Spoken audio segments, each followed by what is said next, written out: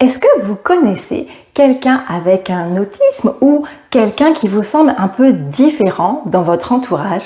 Est-ce que vous savez vraiment ce qu'est l'autisme et quels sont ses signes?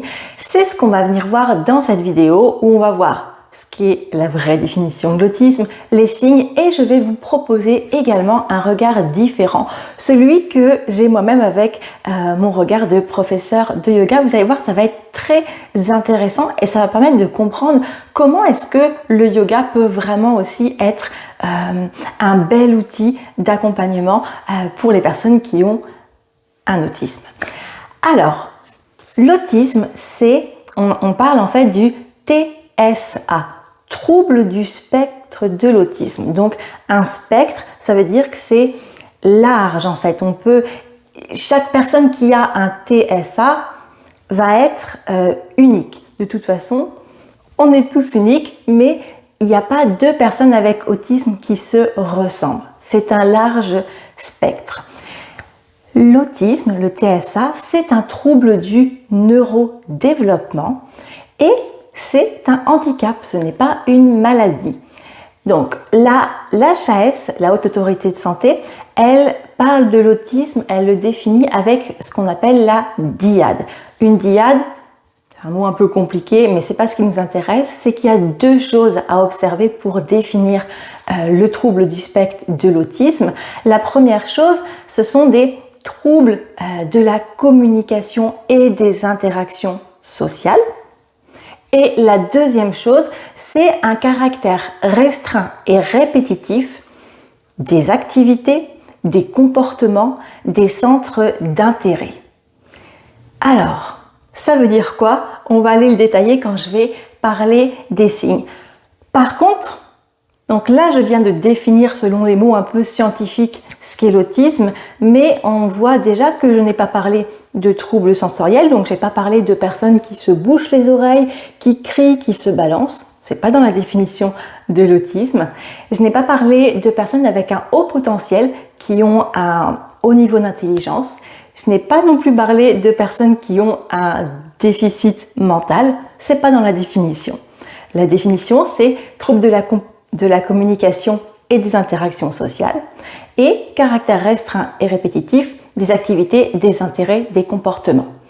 Alors, qu'est-ce que ça veut dire? Quels sont les signes qu'on va observer? Et j'insiste sur le fait que ce que je vais donner, c'est une liste. Je peux vraiment pas tout dire parce que chaque personne est unique et ça n'a vraiment pas pour objectif de poser un diagnostic. C'est juste pour avoir une idée et pour mieux comprendre, pour informer.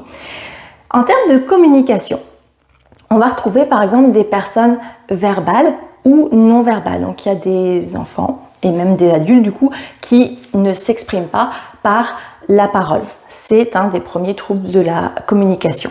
On va retrouver également des personnes qui vont avoir un temps de latence, un temps où on leur pose une question, on leur parle et c'est comme si il fallait intégrer le message, le comprendre pour ensuite être capable de restituer une réponse. Et ça prend du temps. Donc typiquement, on va pouvoir poser une question. Comment est-ce que tu t'appelles? Comment ça va? Et la personne, le temps qu'elle intègre qu'on lui a posé une question, qu'elle la remette dans l'ordre à l'intérieur et qu'elle sorte la réponse, on a l'impression qu'elle peut avoir bugué parce qu'il y a un délai de réponse. Du coup, on lui repose une question, mais elle n'a pas déjà répondu à la première. Donc, on lui redonne une autre information. Et là, ça fait qu'il peut y avoir un peu une surcharge parce que il y a parfois un temps d'intégration du message et un temps de restitution de la réponse. Ça peut être aussi une personne qui va pas trop savoir quoi dire, qui n'a pas envie de parler également. Ce qu'il faut savoir, ça on le voit beaucoup en yoga, c'est que parler, ça demande de l'énergie. On perd beaucoup d'énergie avec la parole. Donc la fatigue, ça fait partie des signes chez la personne avec autisme. Et du coup, même si c'est une personne qui sait parler, qui sait s'exprimer par la parole, il y a un moment, peut-être qu'elle va pas avoir envie de parler. Elle va peut-être juste dire voici ce qu'elle veut en montrant du doigt ou pas avoir envie de parler tout simplement. Ça peut être aussi en termes de communication, J'ai parlé qu'il y a parfois un délai, le temps de réponse. Donc la personne va commencer à formuler sa réponse et nous on comprend là où elle veut nous emmener. Donc on dit la réponse complètement, on dit la phrase. Et là, tant qu'elle ne l'aura pas dit, elle ne va pas passer à autre chose tant que ce n'est pas elle qui va avoir dit le message.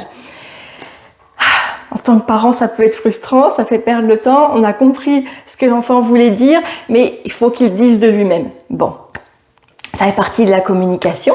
Il y a aussi ce qu'on appelle l'écholalie. Donc, certaines personnes vont répéter des mots ou des phrases qu'on vient de leur dire, mais ils répètent à l'identique en fait. Ça se peut aussi qu'il y ait un langage qui soit pas approprié et pas approprié à l'âge. Donc, on peut avoir...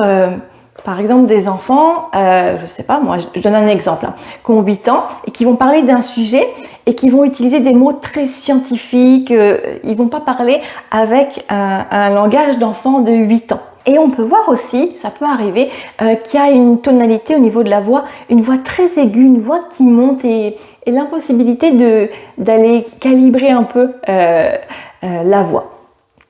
Donc voici quelques signes en termes de communication. En termes d'interaction sociale, donc de rapport avec les autres, ce qu'on va observer, un mot qu'on connaît bien maintenant avec le Covid, c'est la distanciation sociale.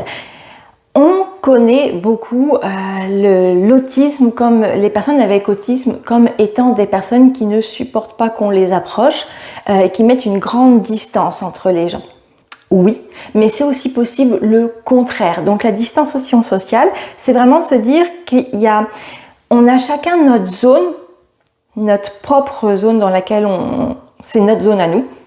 Et en fait, on va avoir des difficultés à respecter les bonnes distances. On va être trop près ou trop loin. On peut aussi observer comme signe la difficulté de comprendre le second degré. Donc la difficulté par exemple de comprendre des expressions.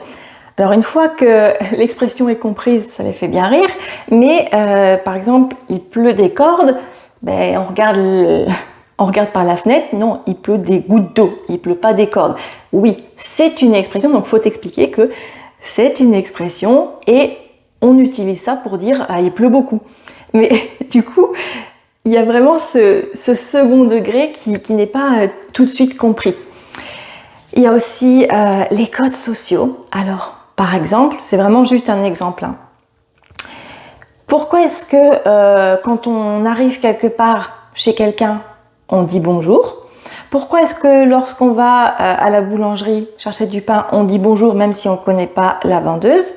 Et pourquoi est-ce qu'on va se promener un dimanche où on se promène dans la rue par exemple et les gens on leur dit pas bonjour? Pourquoi des fois on les connaît pas, on leur dit bonjour? Pourquoi des fois on les connaît pas, on leur dit pas bonjour?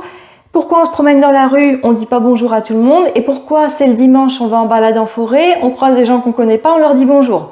C'est juste un exemple, mais comprendre les codes sociaux, c'est difficile, c'est pas naturel, c'est vraiment quelque chose qu'il va falloir apprendre. Apprendre également à avoir des amis et les garder, c'est quelque chose de très difficile pour une personne avec autisme.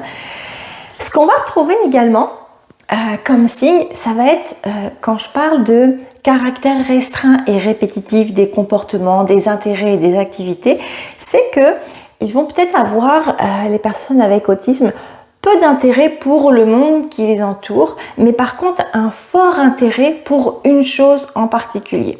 Et cette chose en particulier, ça peut devenir parfois obsessionnel, dans la mesure où en plus, c'est vraiment pas l'intérêt du grand public. Donc je sais pas, par exemple ça peut être que on a un grand intérêt et une grande passion pour les oiseaux, on connaît tout sur les oiseaux, on s'intéresse que aux oiseaux, on parle que des oiseaux et c'est envahissant pour soi et pour les autres. Donc voilà, peu d'intérêt et puis toujours les mêmes choses qui reviennent. Ce qu'on va aussi observer, ce sont les particularités sensorielles qui vont être souvent présentes, qui vont venir en plus. Donc, particularité sensorielle, ça va être par exemple le fait de ne pas supporter le bruit. Ça va être aussi le fait d'avoir besoin de beaucoup de bruit. Ça va être aussi le fait de ne pas supporter le contact ou d'avoir besoin de beaucoup de contact. Ça va être aussi par exemple le fait de ne pas ressentir la faim, de ne pas ressentir la douleur ou peu ressentir la douleur, de moins ressentir le froid. Qu'est-ce qui se passe à l'intérieur de mon corps et que je ne ressens pas? Donc là, je donne quelques exemples, mais je pourrais pas parler de tout, je prendrais des heures sinon pour parler de tout. Je vais essayer de faire le plus court possible, mais c'est vraiment pour illustrer. Donc, tout ce qui va être lié aux 8 sens, en fait.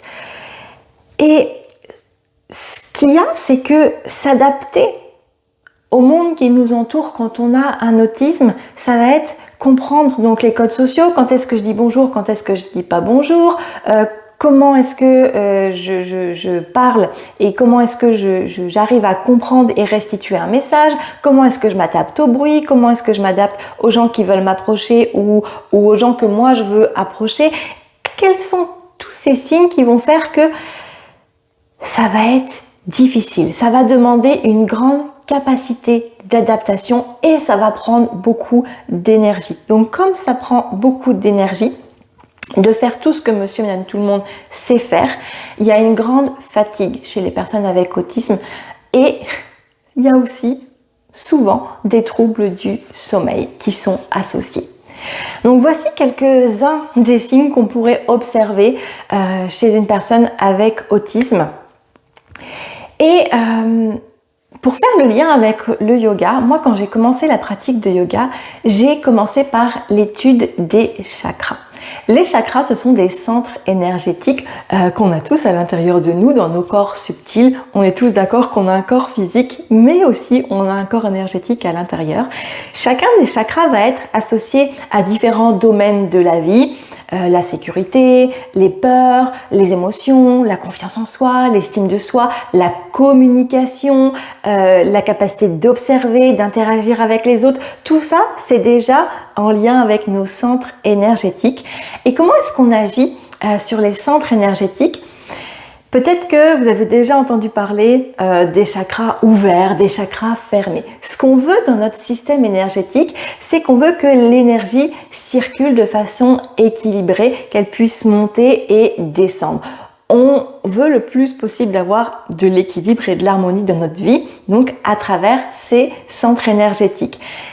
Et quand j'ai découvert les chakras, j'ai vraiment eu une prise de conscience, c'est-à-dire que je me souviens plus si on avait eu le diagnostic d'autisme de ma fille à ce moment-là, mais ce que j'avais observé, c'était que, waouh, dans son premier chakra, elle est trop.